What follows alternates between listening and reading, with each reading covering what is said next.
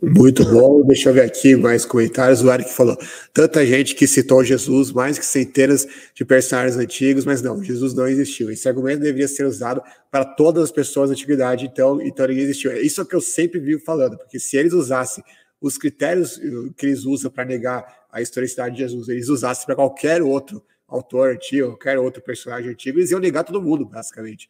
O Norman Geisler e o Frank Turek, que no livro deles não tem fé suficiente para ser ateu, eles mostram que existem mais referências não cristãs nos primeiros 150 anos da existência de Jesus do que do imperador romano da época de Jesus. Né? Para você ter uma ideia, o Tibério.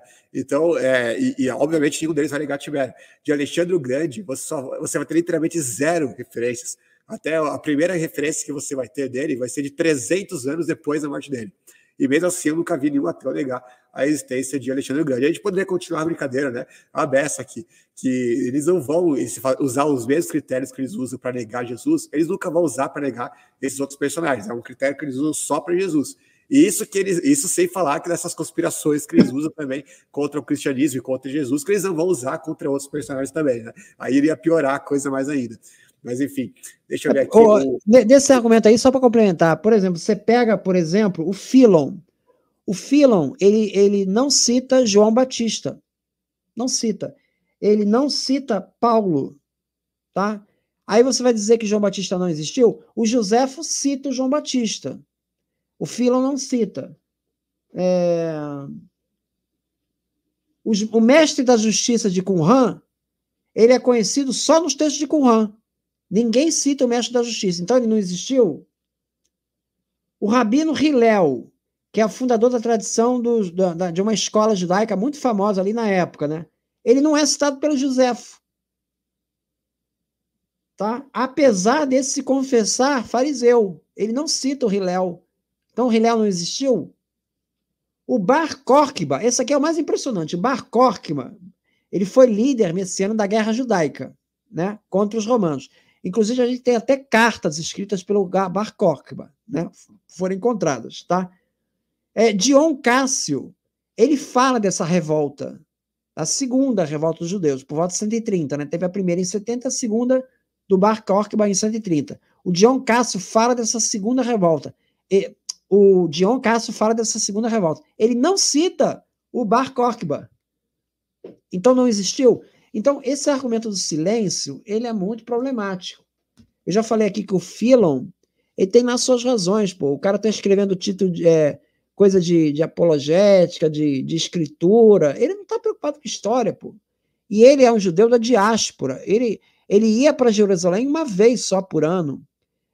Veja, as pessoas não tinham avião na época, não, entendeu? Não tinha carro, pô. Você sair da cidade dele lá para ir para Jerusalém, pô, é um perrengue, cara.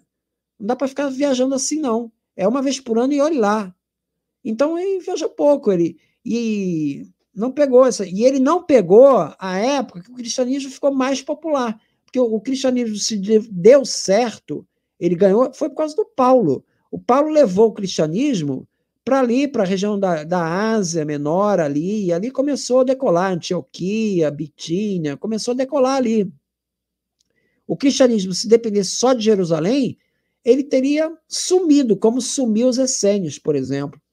Teria sumido, porque o cristianismo em Jerusalém, ele não deu certo, ele não frutificou, não. Por quê? Porque a cidade já foi destruída logo em 70, depois foi destruída em 130, aquilo ali não teve muito para onde desenvolver, entendeu? O cristianismo, então o Philon não pegou esse cristianismo mais disseminado, possivelmente ele deve ter ouvido falar, mas não deu grande atenção para aquilo, a ponto de citar. Ou então citou, mas a obra se perdeu, que é o tal do Legatio, que ele fala alguma coisa sobre Pilatos daquela época. Talvez tenha se perdido alguma coisa. Isso é um dos pontos, você tocou um ponto muito importante agora, que é um dos pontos que eu também vi falando que se Jesus tivesse vindo nos dias de hoje, assim, e não tivesse sido mencionado, realmente seria uma coisa absurda, né? Porque tem milhares, milhões de pessoas escrevendo por aí, e aí seria natural de se esperar que tivesse um monte de gente escrevendo sobre ele. Agora, naquela época, quantas pessoas se escreviam? Quantos autores você tem escrevendo naquela época, ainda mais o contexto judaico lá na Palestina?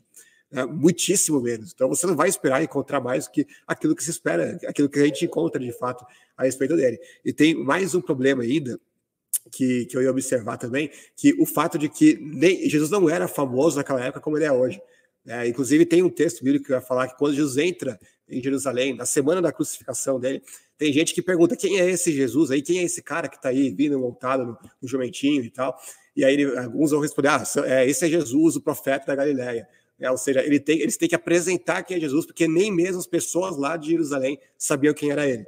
Onde que ele era realmente famoso? Na Galileia e lá em Nazaré, lá em Cafarnaum e tal, onde ele vivia, onde ele passou a maior parte da vida dele. Agora, existia algum autor, alguém daquela região ali, que escrevia alguma obra famosa que ficou até os dias de hoje, né? Lógico que não. Então, ele não era nem muito conhecido naquela época. O próprio cristianismo não era muito famoso. Na época de Constantino, ele era só 10% da população do Império Romano. Imagina no primeiro século, né? Era uma quantidade muito pequena. Então, ele não era relevante o suficiente para o que muito autor comente sobre ele. Mas ele fazia muitos milagres, tá? Mas as pessoas vão citar aí o exemplo de Philon, né? Que você acabou de citar aí, que os ateus eles adoram citar o fato de Philon ter mencionado Jesus como sendo uma prova, né? Agora, Philon, ele presenciou algum desses milagres e estava lá, ele viu Jesus fazer, multiplicar pães e peixes, etc. E tal. Claro que não. Então, na cabeça dele, ele ia achar que isso daí é só mais um charlatão aí, alguém que fala que faz milagre, mas não faz nada, né? Morreu crucificado porque não conseguiu nem salvar a si mesmo, igual os judeus acusavam ele na cruz. Então, por que ele ia escrever sobre ele? E outra, sem falar que muitos desses autores, o próprio Philon, ele escrevia sobre questões, por exemplo, o tratado sobre a alma. Por que ele vai falar de Jesus num tratado sobre a alma, sobre outros assuntos, entendeu? Não é nem... se ele tivesse pelo menos escrevendo um livro sobre, sei lá, os autores mais relevantes da nossa época, os personagens mais importantes da nossa época, e tudo bem, faria algum sentido, mas o cara está escrevendo um livro teológico, ele vai falar sobre um personagem lá de outro lugar, que ele nem conhece, que ele nem viu, que ele nem acredita, por quê? Né? Então, eles têm que forçar, né, isso aí. Por que fulano está falando sobre Jesus como se isso fosse uma prova de que Jesus não existiu, sendo que, repito, se usasse isso como critério, eles não iam acreditar em ninguém, basicamente, né? Enfim.